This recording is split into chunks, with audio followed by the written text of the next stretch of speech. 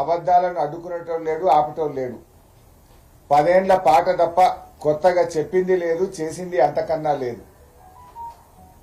Subject లేనోనికి వదురుడు ఎక్కువ, చేతగానోడికి ఏతులు ఎక్కువ అన్నట్టు ముఖ్యమంత్రిగా నీకు మైకు దొరకడమే నీకున్న అనుకూలత. ఎందుకంటే మాకు మైక్ ఇయ్యలే, ఉల్టా ఆయన్నే చెప్పండి స్పీకర్ గారిగా వాళ్ళకి మైక్ ఇవ్వకండి, బీఆర్ఎస్ వాళ్ళకి ఛాన్స్ ఇవ్వకండి, నేను చాలా అబద్ధాలు ఆడినాయిగా, మళ్ళీ నా అబద్ధాలను ఏడ వాళ్ళు బయట పెట్టరు అని చెప్పి మైక్ ఇయ్యద్దని పరోక్షంగా స్పీకర్ గారికి చెప్పి ఆయన బయటకు బాధిపోయింది. ఆయనకు తెలిసింది గోరంతా, చెప్పేదంతా కూడా అబద్ధాలే. అబద్ధాల పునాదుల మీద అధికారంలోకి వచ్చి ఇవాళ అసెంబ్లీలో కూడా అబద్ధాలతోనే పాలన కొనసాగిస్తా ఉన్నాడు.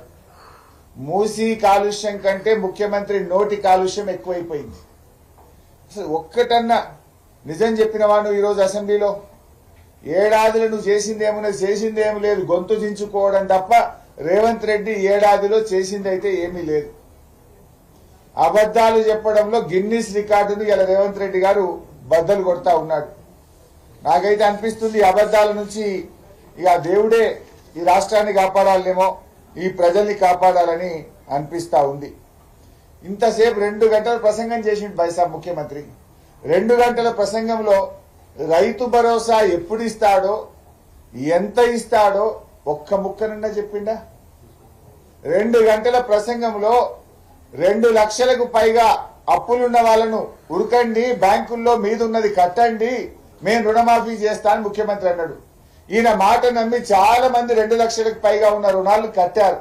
మరి వాళ్ళకి ఎప్పుడు రుణమాఫీ చేస్తావో ఇంతవరకు చెప్పలేదు. 30వ తారీఖు మహబూబ్ నగర్ లో పోయి 2750 కోట్లు విడుదల చేసిన అన్నావు. ఇప్పటి వరకు ఏ ఒక్క రైతుకు బ్యాంక్ అకౌంట్ లో పడలేదు. ఎన్ని పచ్చి అబద్ధాలంటే ఆయన పూర్తిగా గోబల్స్ ను మాట్లాడేటువంటి ప్రయత్నం చేస్తా ఉన్నాడు. ఇలా ఈ 2 గంటల ప్రసంగం చూస్తే మొన్న మేము అప్పుల విషయంలో ప్రభుత్వం యొక్క నోరు మూయించినాం.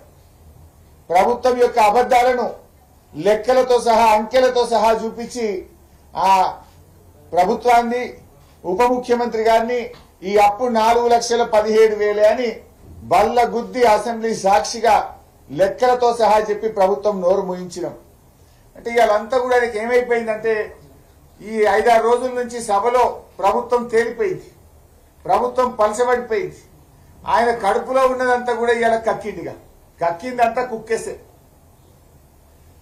ఇవాళ రైతు భరోసా మీద చర్చ అంతా కూడా రాజకీయ ఉపన్యాసమే తప్ప రైతులకేమిస్తాడు, ఎప్పుడు ఇస్తాడు, ఎట్లా ఇస్తాడు, ఏ ఒక్క ముక్క కూడా చెప్పలే ఇవాళ రేవంత్ రెడ్డి గారు. అయితే ఇవాళ ఆయన ప్రసంగంలో కొన్ని అంశాలు క్విక్గా నేను చెప్పదలుచుకుంది ఏంటంటే, ఇవాళ ముఖ్యమంత్రి గారు మాట్లాడుతూ ఒక స్కూల్ కట్టిండ్రా అని ఇష్టమైనట్టు మాట్లాడింది. నీకేం తెలుసు? పోదాంపా, ఏ కాన్స్టిట్యున్సీకి పోదాం, కట్టిన గిరిజన గురుకులాలు చూపిస్తాం, కట్టిన మన ఊరు మనబడి పాఠశాలలు చూపిస్తాం. ఇవాళ ఎంత అభివృద్ధి జరిగిందో ఏ కాన్స్టిట్యున్సీకి పోయినా కూడా ప్రజలు చెప్పడానికి రెడీగా ఉంటారు. మాట్లాడుతూ ఏమంటాడు, ఫార్మాసిటీకి విలువైన భూములు సేకరించి అగ్గువకే మేము భూములు కేటాయించినామన్నాడు. నేను రేవంత్ రెడ్డి సవాల్ చేస్తున్నా, మేము ఫార్మాసిటీలో ఏ కంపెనీకైనా 1 ఎకరమన్నా కేటాయించినామా? కేటాయించిందే లేదు, నువ్వు అగ్గు కేటాయించినావంటావు. ఇవన్నీ అబద్ధాలు కదా. అబద్ధాలు ఆడడానికి సిగ్గుండాలి. ఒక్క అబద్ధమా? నీ ఉపన్యాసంలో ప్రతి సబ్జెక్ట్ లో నువ్వు అబద్ధాలే మాట్లాడినావు. I'm ready for open discussion. మాకేమో మైక్ ఏవైతివి, ఇక సభానాయకుడు అని ముఖ్యమంత్రి అని నోటికొచ్చినట్టు సొల్లు వాగులు వాగిపోయినావు నువ్వు. ఫార్మాసిటీలో విలువైన భూములు సేకరించినమాట, అగ్గువకు కంపెనీలకు కేటాయించినమాట. ఎస్, నేను అడుగుతున్నా, బీఆర్ఎస్ పార్టీ అసలు భూమే కేటాయించదు. అగ్గువకు అనే ప్రశ్న ఎక్కడిది?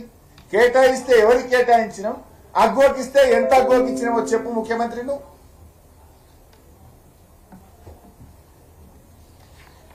ఈరోజు ఆయన మాట్లాడుకుంటూ అంటాడు, రుణమాఫీ చేయొద్దంటున్నామట, మేము ఫీజు రియంబర్స్మెంట్ వద్దంటున్నామట. సిగ్గుండాలే మాట్లాడడానికి.